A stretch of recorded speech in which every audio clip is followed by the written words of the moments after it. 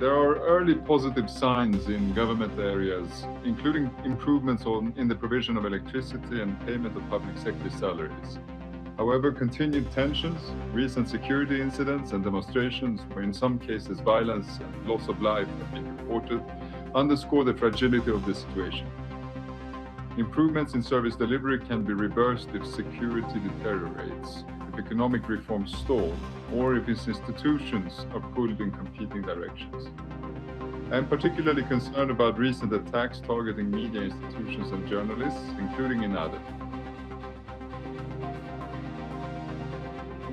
Stabilization in any part of the country will not be durable if the broader conflict in Yemen is not addressed comprehensively.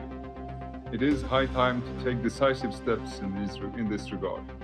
Without a wider negotiated political settlement to the conflict, gains will continue to remain vulnerable to reversal.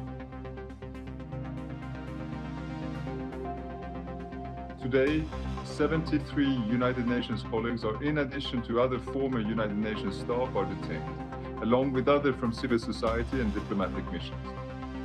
Many have been held incommunicado with serious concerns about their conditions and well-being. Some have been referred to Ansar Allah Special Criminal Court, which is proceeding with trials that fall far short of basic due process. We have never given up on our detained staff and will continue to pursue every avenue at all levels to resolve this issue. I call on Ansar Allah to unconditionally and immediately release detained staff and rescind all court referrals. I urge regional and international actors to use their influence to push for the same outcomes.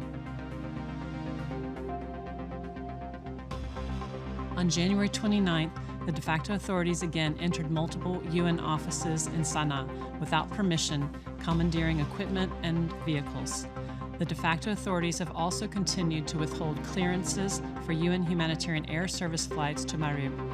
UNHA's flights into Sanaa resumed over the weekend following a month-long suspension caused by the lack of necessary clearances from the de facto authorities.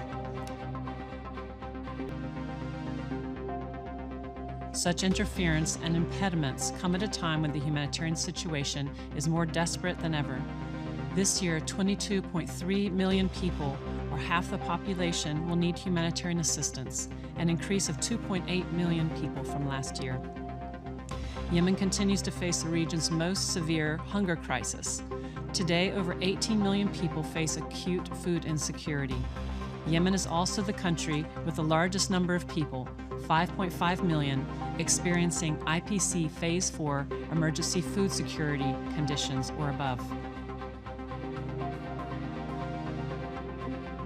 ونؤكد مجددا وعلى الدوام أن الميليشيات الحوثية لا تزال تشكل التهديد الأخطر والأكبر لأمن واستقرار اليمن والمنطقة والعالم والملاحة الدولية، وأن السلام الذي نريده لا يمكن أن يبنى مع ميليشيات ترى في الحرب والفوضى والدمار وسيلة للبقاء.